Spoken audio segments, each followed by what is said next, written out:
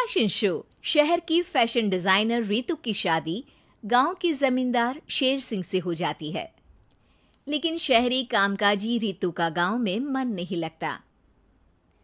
क्या सासू माँ, ये गांव में तो कुछ नहीं है, मेरा दिल ही नहीं लगता यहाँ, क्या करूं मैं? अरे बेटा, जहाँ पति का कारोबार बीवी तो वही अच्छी लगती है ना। अब हम लोग इतने पैसे वाले हैं कि गांव में मेरे बेटे लायक लड़की ही नहीं मिली। अरे माँ, मैं तो ये बोल रही हूँ कि क्या करूं जिससे मेरा थोड़ा दिल लगे। अरे बेटा, मैं भी शहर की थी, यहाँ आकर मैंने गांव में स्कूल खोल लिया। बच्चों को पढ़ाती थी तो मन लग जाता था। तू भी कुछ देख ले जिससे गांव की बहू बेटियों का भला हो जाए और तेरे जमींदार ससुर जी का नाम भी हो जाए। रितु क्या करती? फैशन डिजाइनिंग वाले कपड़ों को गांव की औरतों पर कैसे ट्राई करती। लेकिन एक दिन, अरे क्या बात है डार्लिंग, बड़ी जल्दी उठ गई। और ये हाथ में फेविकॉल और कागज, कहाँ जा रही हो? मैंने सोच लिया है कि मैं अपना फैशन बुटीक खोलूंगी।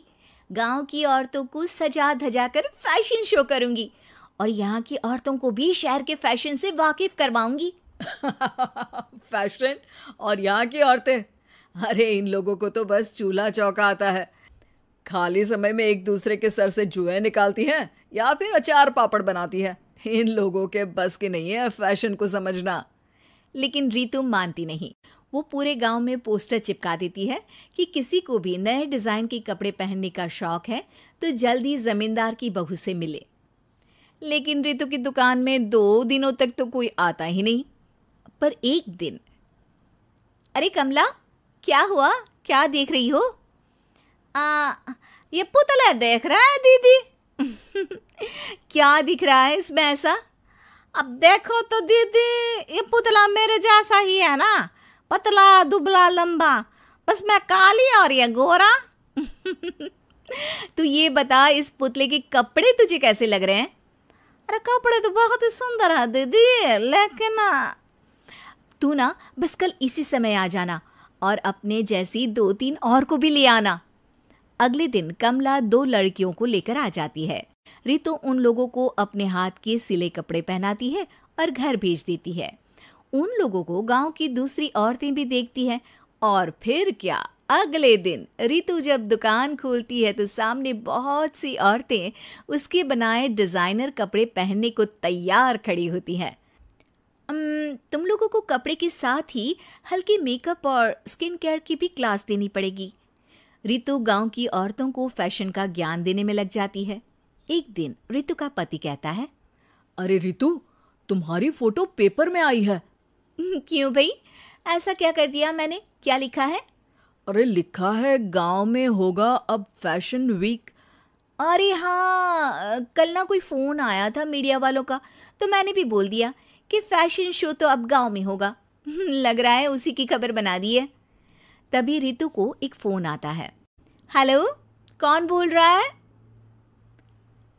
जी मैं काम्या बात कर रही हूँ लुक में फैशन वीक से। हम लोगों ने आपका काम देखा। हम शहर वर्सेस गांव का फैशन थीम में एक फैशन शो आपके गांव में करना चाहते हैं। अरे वाह, ये तो बहुत ही अच्छी बात है। मैं अपनी मॉडल्स के साथ शो में हिस्सा जरूर लूंगी।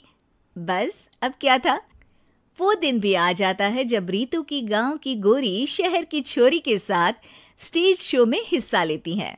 शो के बाद, अरे आपकी वो जो कलेक्शन है ना, मैं उसकी पूरी सीरीज खरीदना चाहती हूँ। सच में आपने वो कपड़े डिजाइन करे जो आज के लोग आसानी से घर और बाजार में पहन सकते हैं और बजट में भी है।